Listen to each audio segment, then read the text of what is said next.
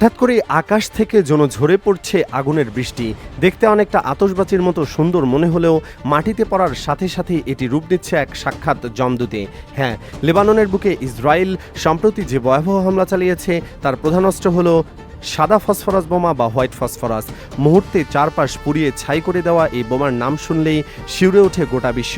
কিন্তু কি এই ফসফরাস বোমা? কেন একে পৃথিবীর অন্যতম নিষ্ঠুর ও ভয়ঙ্কর অস্ত্র বলা হয়? আর কেনই বা বারবার এর ব্যবহারে আন্তর্জাতিক মহলে ওঠে নিন্দার ঝড়? চলুন জেনে নেই এই মারণাস্ত্রের পেছনের আসল সত্য। বিজ্ঞান ও সমরবিদ্যার ভাষায় এটি শ্বেত ফসফরাস বা হোয়াইট ফসফরাস বোমা নামে পরিচিত। এটি এমন একটি রাসায়নিক পদার্থ যা বাতাসে অক্সিজেনের সংস্পর্শে আসা মাত্রই স্বয়ংক্রিয়ভাবে জ্বলে ওঠে। এর জন্য আলাদা করে কোনো বারুদ বা দেশলাইয়ের প্রয়োজন হয় না। এটি ফসফরাস বোমা যখন আকাশ থেকে ফেলা হয় তখন এটি মাঝ আকাশে বিস্ফোরিত হয়ে অসংখ্য জ্বলন্ত টুকরো হয়ে বিশাল এলাকা জুড়ে ছড়িয়ে পড়ে।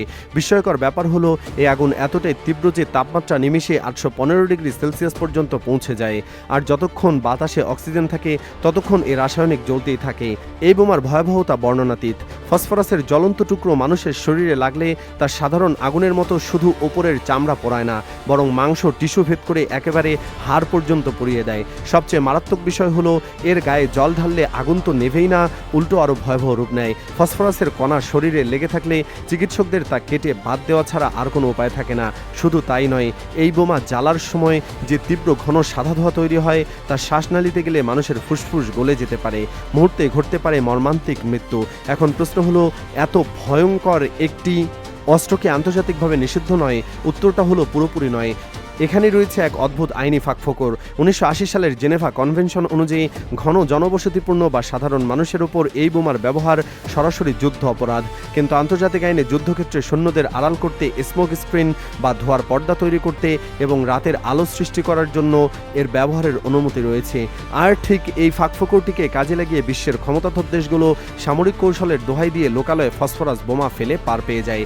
বিশ্বে এই নারকীয় অস্ত্রের ব্যবহারের ইতিহাস বেশ পুরনো।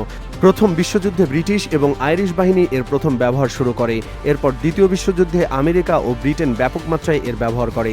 কিন্তু ফসফরাস বোমা সবচেয়ে বেশি কুখ্যাতি পায় ভিয়েতনাম যুদ্ধে, যেখানে মার্কিন সেনারা এর নাম দিয়েছে উইলি পিট। এরপর 2004 সালে ইরাকের ফালুজাতে আমেরিকা এবং 2009, 2014 ও অতি সম্প্রতি গাজায় ইসরায়েল এই বোমায় ব্যাপক হামলা করেছে। শুধু তাই নয়, সিরিয়া এবং ইউক্রেন যুদ্ধে রাশিয়ার বিরুদ্ধে ফসফরাস বোমা ব্যবহারের জোরালো প্রমাণ পেয়েছে আন্তর্জাতিক মানবাধিকার সংস্থাগুলো। আজ লেবাননের আকাশে যে সাদা ধোঁয়া বইছে তা শুধু পরিবেশকে বিষাক্ত করছে না, বিশ্ব বিবেকের মুখেও কালি মাখিয়ে দিচ্ছে। নিরীহ নারী ও শিশুদের ওপর এই মারণাস্ত্রের প্রয়োগ আধুনিক সভ্যতার জন্য এক লজ্জার বিষয়। আইনের ফাঁক গলে সামরিক কৌশলের নামে এই ধ্বংসলীলা আর কতদিন চলবে সেটাই এখন আন্তর্জাতিক সম্প্রদায়ের কাছে সবচেয়ে বড় প্রশ্ন।